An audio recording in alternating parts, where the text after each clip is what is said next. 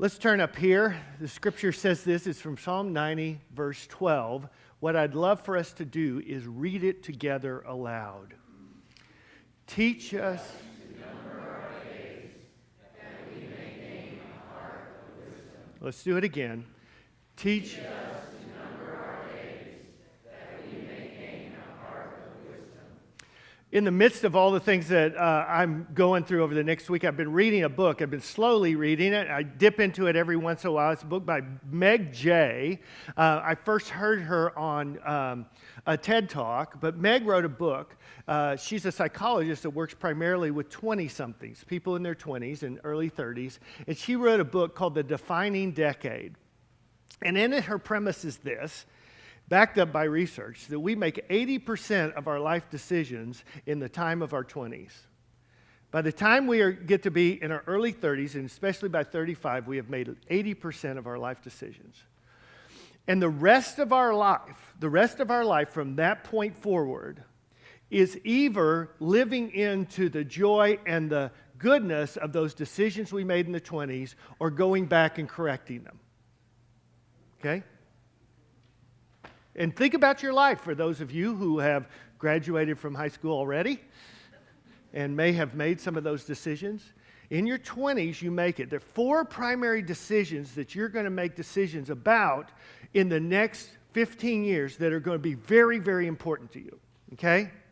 Now, I'm giving these to you as high school graduates. You are just beginning this journey.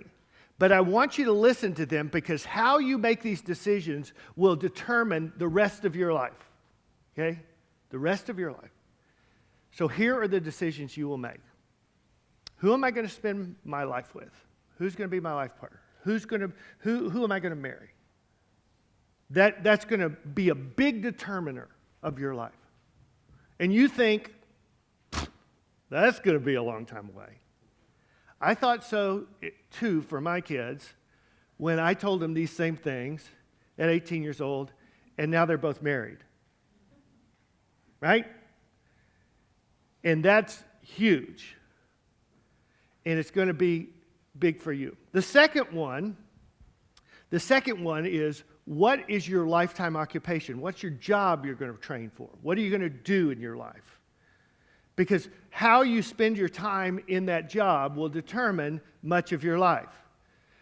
If you don't believe it, go ask somebody who is working now and ask them how many hours they spend at work as opposed to awake at home. Okay? Their life is determined by their job. The third thing is the friends that they keep and those they leave behind. And you're going to be identified and shaped by those friendships. The fourth one is, what do you do with your faith? And every one of you who are graduating, those 4 questions are going to be looming large in the next 15 years, and you're going to have to answer each of those. Now, it will be a joy to answer those questions, but there are important things for us to think about in each one of them. And I want to give those to you as we go through today. The first one is this: who am I going to marry? And what happens is most of us who are in our 20s are beginning to look and ask the question, what's the person I'm going to marry going to be like? And I can remember years and years sitting around in some living room of some rundown house that we were renting with a bunch of guys and saying, what's the girl going to be like that you marry? And inevitably, it was about her, the way she looked, right? And I got to tell you that one of the greatest gifts I've been given is to have married a beautiful woman, right? But frankly, that's made very little difference in our marriage. Very little difference. The difference has been made by Kim Connor's character. So everything we were looking for was all wonderful, but it hadn't made an ounce of difference. The fact that I married somebody beautiful. Because it's been her character that has shaped and formed me and our marriage and has made the last 30 years wonderful. And so one of the things I want to tell you before you go into all this, who you choose and their character is going to be the defining thing for you and your marriage. And it's true that it will determine how much enjoyment you get out of life. But you're at the beginning of that stage, so there's only one question that you have to ask yourself about the person you're going to marry. Here is the question. Who will I be in my marriage? What do I bring to the game? Because the reality is you can't change that person you're ultimately going to marry, but you can change yourself. Am I going to be somebody who's compassionate? Am I going to be somebody who understands how to handle anger? Am I going to be somebody who understands how to engage the opposite sex in conversation? Am I going to be able to understand how to maintain a long relationship? Am I going to be able to learn how to forgive? Am I going to be able to learn how to be patient? All those things you're going to bring to the game, and that's what's going to be shaped in your next 10 years. And at the end of the day, we're going to say, Andy, who are you going to be? Alec, who are you going to be? Lizzie, who are you going to be? And we could go down the line and ask that question. Who are you going to be? And you know what? Nobody's going to determine that but you. And you're going to have to ask that question. And it will determine who you are in your life. Is this not true, church? Let's read this again aloud. Teach us. There's a second thing you're going to do. You're going to decide what job you go into. And here's the big decision you're going to make. Am I going to go into something because I have a passion and because I have the giftedness and I'm going to use that giftedness to its fullest wherever God calls me, or am I simply going to go make money? And the world's going to ask you to go out and say, pick a career that makes the most money. And you're going to have to ask the question, is that where I want to be? What am I going to do with the job that I choose? The people who have gone through their life and are now at my age who love what they've done is because they chose early on in their 20s to follow that and begin to ask, what am I going to invest myself in? And that's going to be one of your choices that you make. In fact, as we look ahead, my hope is that someday when you get to be my age and you're standing somewhere and somebody asks you about your life, you'll be able to look back and say, you know, what I did for my life was something that really energized me and gave me life. I looked back and I saw what the importance of it was. And for that reason, we stand under the Psalms because David says this, teach us to number our days that we may gain a heart of wisdom. In fact, let's say it together. Teach us to number our days, that we may gain a heart of wisdom. The third thing you're going to do is you're going to have to ask yourself, who am I going to choose as friends and circle around me as the primary friendships of my life? And those primary friendships make a big difference because especially in the next 10 years, before you have a love relationship that goes on forever, before you have a job that takes all your time, your friends are going to be your primary shapers of who you are as a person. And here's the questions you have to ask. Am I going to hang out with people who tear me down or build me up? Am I going to hang around with people who come alongside me and we walk together? Or are we going to have people who walk separately? Your friends will make the biggest difference in your life. When we look at Jonathan and David in the Bible, we see a friendship that shaped and formed David. In fact, we could go back and do the whole work on Jonathan and David and their friendship because who you have as friends going forward will make a big difference. I want to tell you, one of the biggest things that's made a big difference in my life is I've had lifelong friends. And I can call them from anywhere in the country. And I know because it's happened. They will drop whatever they're doing, and they will fly out to be with me if I'm in need. My hope for you is that you will have friends like that.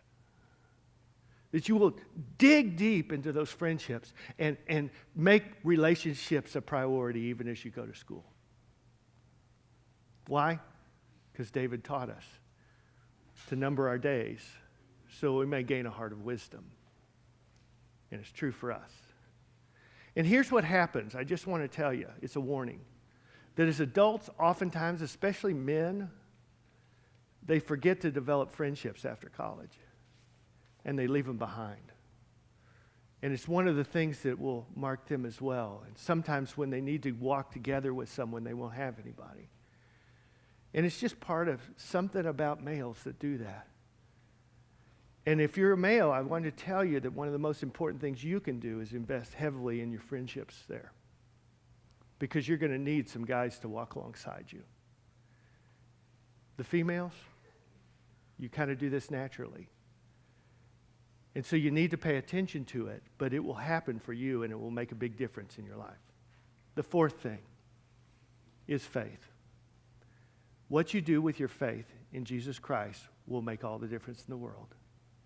It's been interesting over the last couple of weeks. We've been doing the storyline, and we've had people in the congregation, lots of people in all our small groups, draw out their storyline. They've been drawing the things down below the line that have been real painful situations. They've been drawing the lines out above the line with really glorious situations, and they've been looking at all those kind of things. Into each one of those, as I've listened to people's story, because I've heard a lot of people's story over the last couple of weeks, just because we've been talking about that. You know what walks in there? Who they married, what their job was, who their friends were, and whether they chose faith and chose to walk in that faith. Next semester, wherever you are, whether you're in college or not, how you choose to walk with God is going to set the course for your next 15 years. And you'll be making those decisions, those primary decisions, in reference to your faith or without reference to your faith. David would come back in and say this, teach us to number our days that we may gain a heart of wisdom. And then in the Proverbs, he says, wisdom begins with the fear of the Lord. You're going to choose what you do with those four things. Above all, I want you to know that there's a community of faith behind you, that we are praying for you, and we want to encourage you in every one of these things. Now, let me turn off you and turn to the others. For those of you who are married, you know how important that decision was for you. And the same question we're asking them is the same question you have to ask you. Not what your spouse is like, but who are you in the marriage? What do you bring to it? You bring a heart of compassion? You bring kindness? Do you bring patience? Do you bring forgiveness? Or do you bring something else? How have you invested in your job? Is it something that is capturing you now, or is it just a grind for you? Is there something you need to start making a mid-course correction on that? What about friends? Have you left them all behind just because of the busyness of the world? I want to tell you, that's a bad decision. What are you doing with your faith? Is it informing your life and the way you walk each and every day? You see, the same questions that are asked of a high school graduate can be asked of us. Because here's what I know. Over the next 30 years, I want my marriage to be just as strong as it's been in the last 30 years. But it's going to take an investment on my part to be the man that Kim needs me to be in that marriage. I want my job to be one where I'm investing in something eternally that makes a difference in people's lives. And my hope is that's true. I want one day when I hand the keys to the church back to you guys, that I walk into a room full of friends who come alongside me and are willing to walk through the rest of my life. And I want to walk with a vibrant faith. Question is, do you? Well, David, give us a word on that. He says it to us together. Let's read it. Teach us.